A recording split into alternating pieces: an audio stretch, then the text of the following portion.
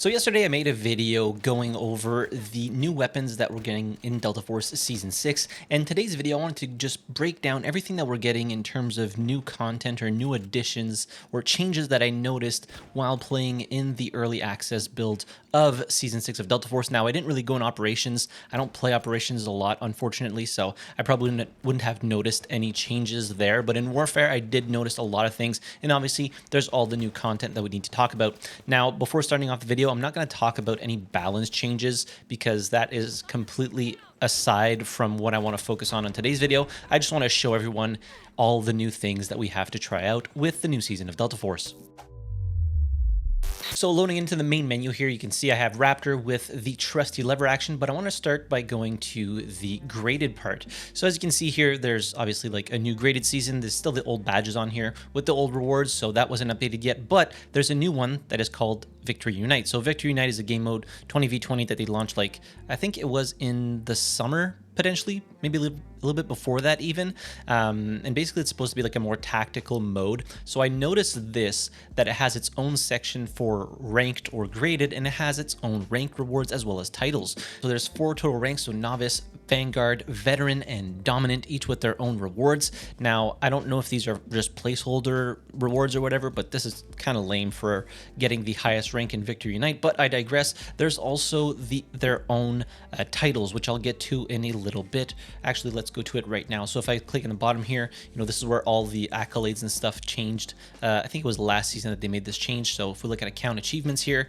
this is all stuff that changed last season. Now, customization, titles, you can see the new titles for Season 6 of Delta Force. So Season 6 God of War, Season 6 Field Marshal with the Jet, considering that's the new vehicle we're getting, and then Season 6 Dominant Commander. Now, hopefully this means that there's actually going to be people playing Victory Unite and that they will promote the mode more, and hopefully there's no queuing issues. Now, I don't know if last season it's because there was queuing issues that we couldn't play the mode at all, or it's just because there wasn't enough interest in it. But the few games that I managed to play Victory Unite, I did enjoy it, so I hope that this season is a little bit more populated and it's ironed out. So moving over to the game modes. Now, there are a lot of things in here that I'm unsure whether they're going to launch with Season 6. As you can see, a lot of the stuff here isn't translated, but the biggest one here is we have Team Deathmatch. So they added Team Deathmatch, which is nice. I think it's going to be a permanent addition to the game. Then we have King of the Hill here. Strength to Spare, I tried to play it. There wasn't any bots to load into. It was just me in the match and literally nothing happened.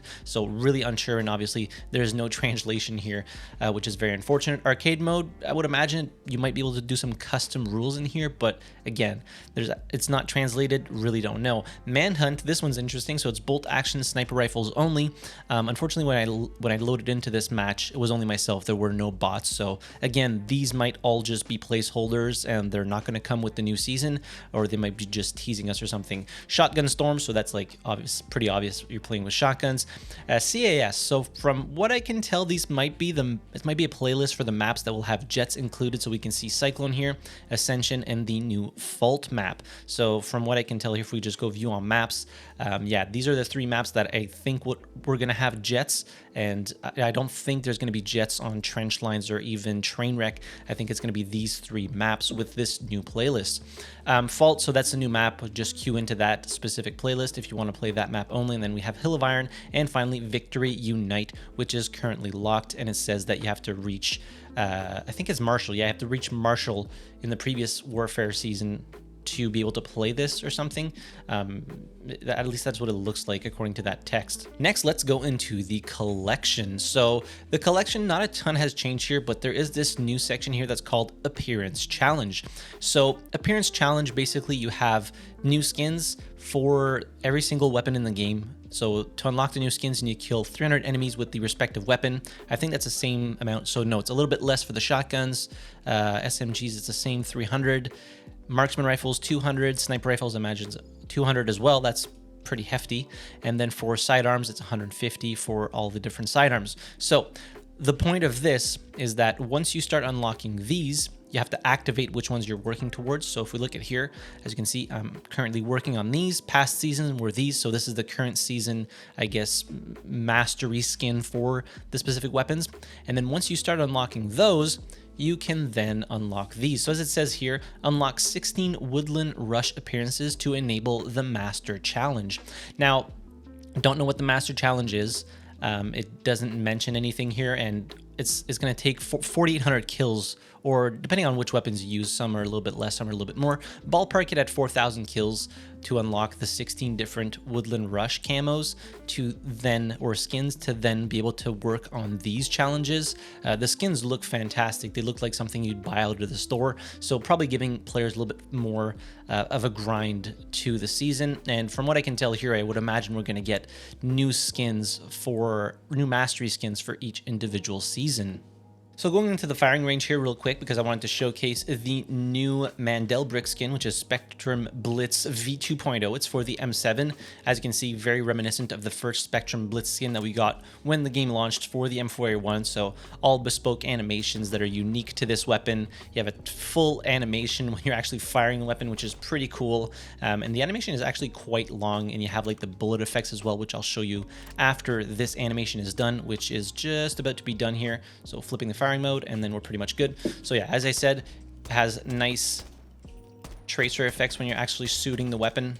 It would be cooler for me to show you guys when somebody else is looking at me, and you also have, like, it says reload here on the side when you're reloading, and you also have the little thing that says full auto or semi-auto right there on the weapon, which is pretty neat. So that is the new Spectrum Blitz 2.0 skin for the Mandelbricks this season. And I also wanted to showcase the Battle Pass really quickly for all those of you that want to see the rewards for the season. So we have this one, which is a pretty nice M250 weapon skin. Then we have like a variety of different skins for a ton of different things.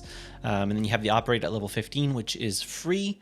And then we keep going down here. You get Mandelbricks, cosmetics, just like the basic stuff until we get to level 80. So let's just scroll past all this stuff and then make it a little bit further down the line. Level 80 being the Seneva skin.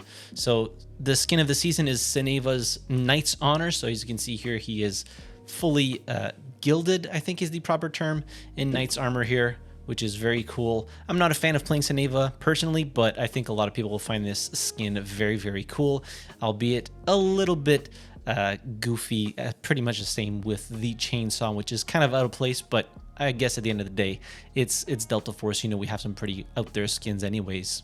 But yeah, definitely looking pretty cool in that full set of armor with the shield and all that. Fits the character as a whole.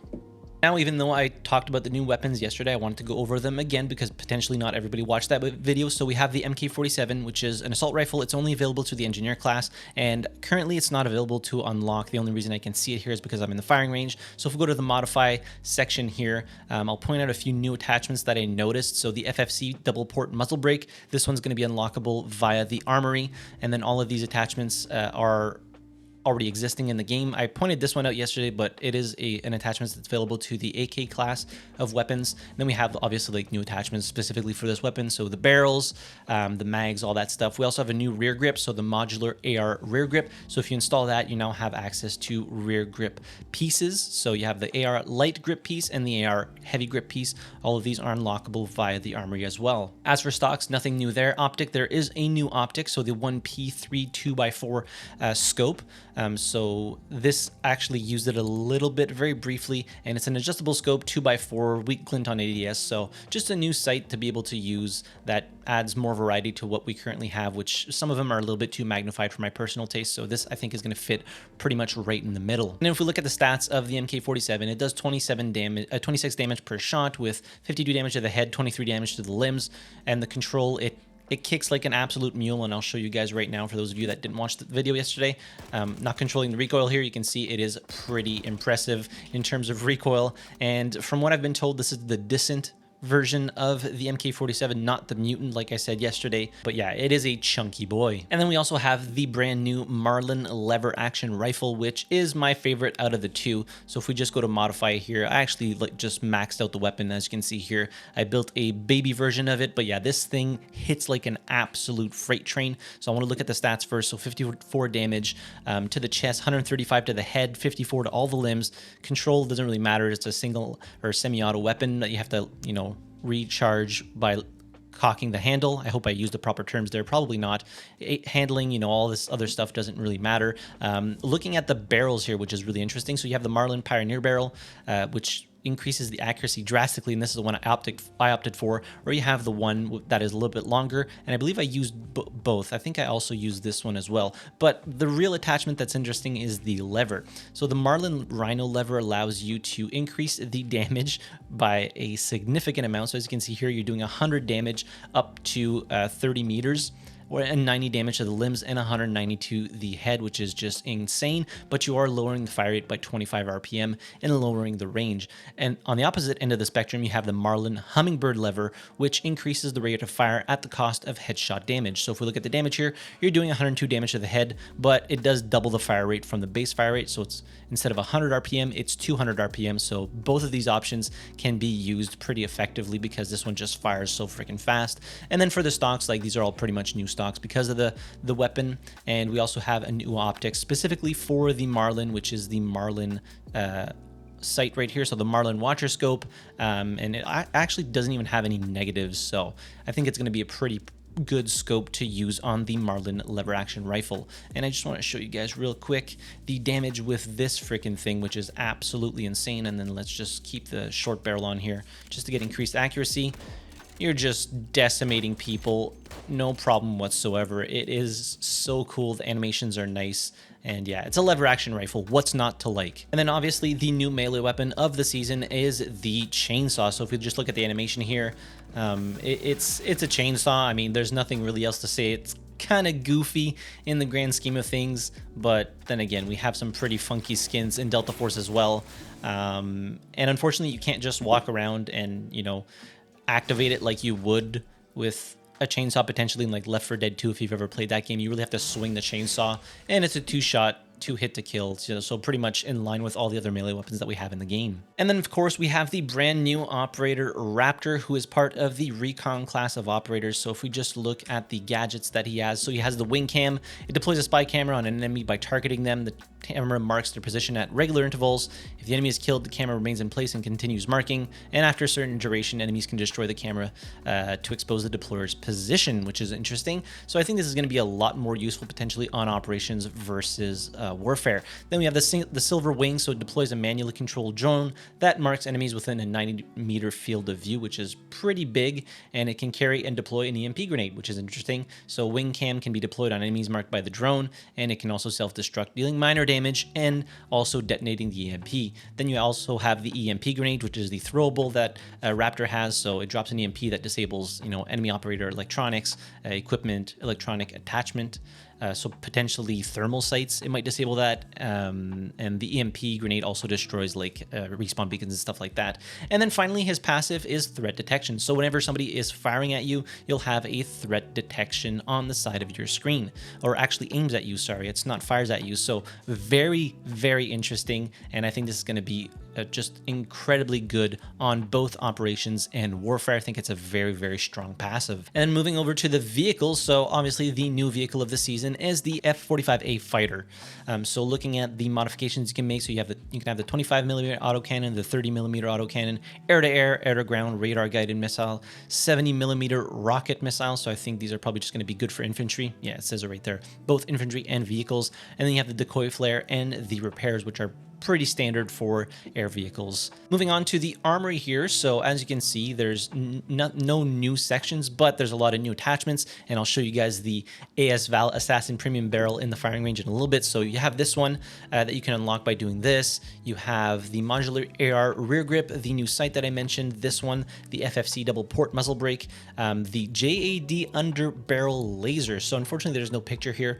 I would imagine potentially because it's just in the test server. Then you have both grip pieces for the modular grip, and then you also can unlock the Marlin lever action through here. So I think it will be available right when the season launches, which would be absolutely fantastic. So back in the firing range here, just because I want to show you guys a new barrel for the AS Val, if we just look at the barrels here, so you have this one, which is the Tsunami long barrel combo, so intended for longer range engagements, but this one gives you special damage multipliers and special range fall off, but it switches the weapon to burst mode. So this barrel is available to the AS Val and the VSS. So as you can see, it increases the range by 10 meters. And if we look at the damage here, you're doing 26 damage to the chest, 49 to the head, and 20 to the limbs. Now, why is this thing so scary? because you're doing 4-round bursts. So you can literally just, okay, the hip fire on this thing is absolute garbage, but you can literally just one burst somebody within the 30-meter range that this barrel gives. So that is actually pretty powerful. So let's just bring this down a little bit to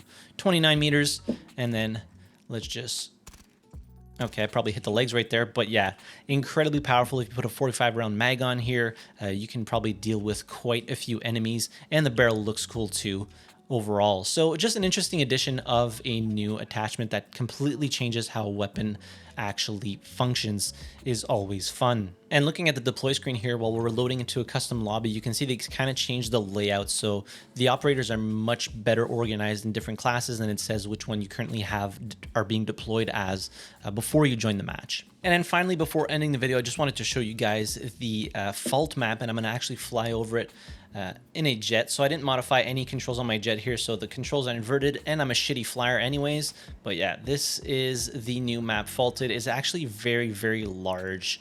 They say it's smaller than Cyclone, but I feel like it's quite a bit bigger because Cyclone has a lot of unusable map real estate in the sense that there's a lot of water. And as we saw there, when I flew over the thing here, the little marker, it replenished my ammo and my health. Obviously, I didn't need anything, but yeah, the jets overall, I'll get a better idea once I get more practice or more use them a little bit more, see how they work. But yeah, they seem to be pretty powerful, but also potentially be glass cannons. And again, I am the worst pilot in the planet, so I'm not going to be able to show you guys much here. And obviously I'm in a custom lobby, so there's not even any players, but you can also like zoom in like this so you have a better view of what you're actually firing at, and you can actually be in the cockpit too, which is interesting. And we also have the afterburner here. Actually kind of surprised that there's no actual afterburner effect from the jet engine. And when you turn on the afterburner, you actually can't really control the jet. I'm not touching anything right now. I'm not even moving my mouse. I'm just pressing shift. So unsure whether that's intended or not, but you can move it with the D and A keys. So yeah, unsure whether that's intended. And you also have on your mini map, as you can see, it's scanning for vehicles too. So I think it's going to be pretty interesting for people that like to pilot jets and helicopters and all that, to be able to use this thing to absolutely decimate helicopters, and hopefully it'll alleviate this issues that we're having with helicopters in the warfare matches right now. So let's just parachute out of here. Woo. Hey, maybe you can do a Rendazook in this game too. Let's just get out of here, and I'm just going to show you guys the map like very, very briefly. I'll do like a bigger map overview here, but you can see it is just massive. So you have B over there, A, the whole city here, E, and then you have D over there, and I think Gulf is like where the F is there, and Gulf is over there. So the map is just gigantic, and this area I think is going to be just an absolute blast to fight at, albeit you probably can't get on most of these roofs, or they're potentially all out of bounds. But yeah, this place is going to be, I think, just a freaking blast to play in. And I think it's going to be heavily dominated by infantry just because of like how narrow the roads are. And if a vehicle comes in here, there are so many angles that you'd have to look for. You'd probably just die instantaneously if there is a heavy enemy presence in here. But yeah, this is Fault. It looks absolutely gorgeous. And as I said, very, very large. I think most people will need to use vehicles to get around. Otherwise, it's going to be like a running simulator, and that won't be fun for anyone. So there you have it. There is my Season 6 overview, showcase, whatever you want to call it, showing you guys everything that's new that I noticed, at least, in Season 6 of Delta Force. Obviously, the early access test server. We're going to get probably the patch notes this weekend or something, so I'll make a video on that because that's going to just literally spell out all the balance changes that we're going to get within Delta Force, so both for operations and warfare. And yeah, excited to get into live matches with real players. Let me know what you're most excited for in Season 6 of Delta Force in the comment section down below, and hit the like button if you enjoyed the video, subscribe to the channel if you haven't already, and as always, thank you very much for watching. I really appreciate it, and I'll see you guys in the next video. Have a good one.